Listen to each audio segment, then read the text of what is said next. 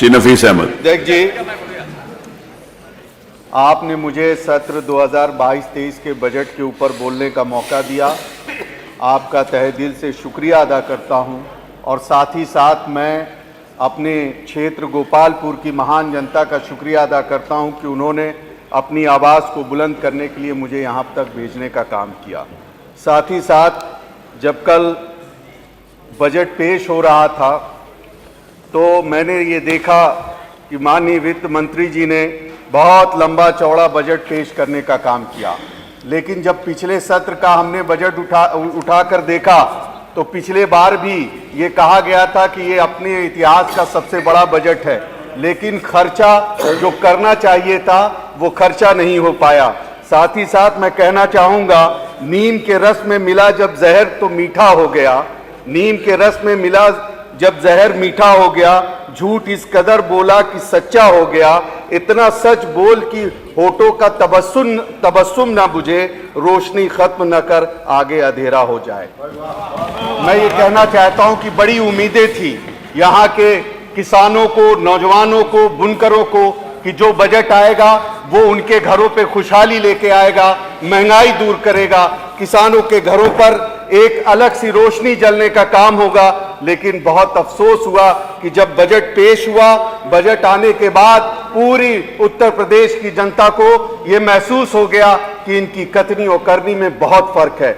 मैं कहना चाहता हूं कि जिस क्षेत्र से मैं आता हूं, मेरे क्षेत्र में सबसे ज्यादा गन्ना पैदा किया जाता है। गन्ना किसानों के भुगतान की बात होती है, माननीय अध्यक्ष जी, भुगतान का तो डाटा पेश कर दिया जाता है, लेकिन वो डाटा नहीं दिया जाता जो गन्ना किसानों का अब तक बकाया हुआ है। मेरे क्षेत्र के गन्ना किसानों का अभी तक गोपालपुर विधानसभा का गन्ना किसानों का बकाया है। साथ ही साथ जब वो मेहनतकश किसान अपने खेतों की तरफ बढ़ता है तो उसकी नजरों के सामने से छुट्टा जानवर उसके खेतों को रौंदने का काम करते, उसकी खून पसीने की जो फसल है उसको बर्बाद करने का काम करते हैं। कहीं तो ऐसा बार बार घटनाएं हो जा रही हैं, उनको जान गंवानी पड़ती है। हमने तो ये सोचा था कि जैसे हमारे नेता माननीय अखिलेश यादव जी ने दुर्घटना बीमा को 1 लाख से 5 लाख कर दिया, हम सोचे थे कि किसानों के हित में करने के लिए ये 5 लाख से उसको 10 लाख करने का काम करेंगे, लेकिन आज तक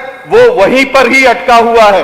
साथ ही साथ मैं कहना चाहता हूं कि उत्तर प्रदेश देश का सबसे बड़ा प्रदेश है, यहां में सबसे ज्यादा नौजवानों की जनसंख्या है, लेकिन नौजवानों का कोई ध्यान नहीं है। आज नौजवान सड़कों पे बेरोजगारी की मार झेल रहा है, उनके पास रोजगार नहीं है।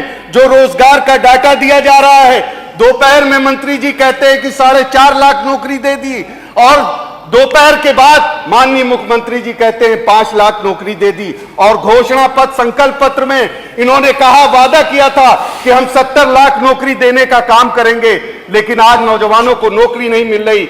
मैं आपके माध्यम से सरकार से कहना चाहता हूं कि आप नौजवानों की काउंसलिंग करा लें, जिन्होंने रजिस्ट्रेशन कराया है। आज उत्तर प्रदेश का नौजवान डिप्रेशन का शिकार हो रहा है, आत्महत्या। धन्यवाद नफीस अहमद जी, आपको बहुत बहुत धन्यवाद, आप बहुत अच्छा बोले।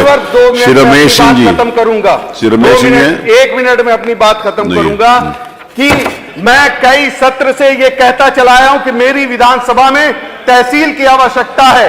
वहां से रिपोर्ट आ गई, लेकिन तहसील को विधानसभा गोपालपुर में बनाने का काम नहीं हो रहा है। बाढ़ग्रस्त इलाका है, आए दिन मौतें होती हैं, इलाज नहीं मिल पाता। मैंने ये मांग की थी कि मेरे क्षेत्र विधानसभा गोपालपुर में सुपर स्पेशलिस्ट हॉस्पिटल बनाने का काम किया जाए, श्री शशांक त्रिवेदी के लिए कॉलेज बनाने का काम किया जाए, बिलरियागंज से रोना पार सड़क को चौड़ीकरण किया जाए।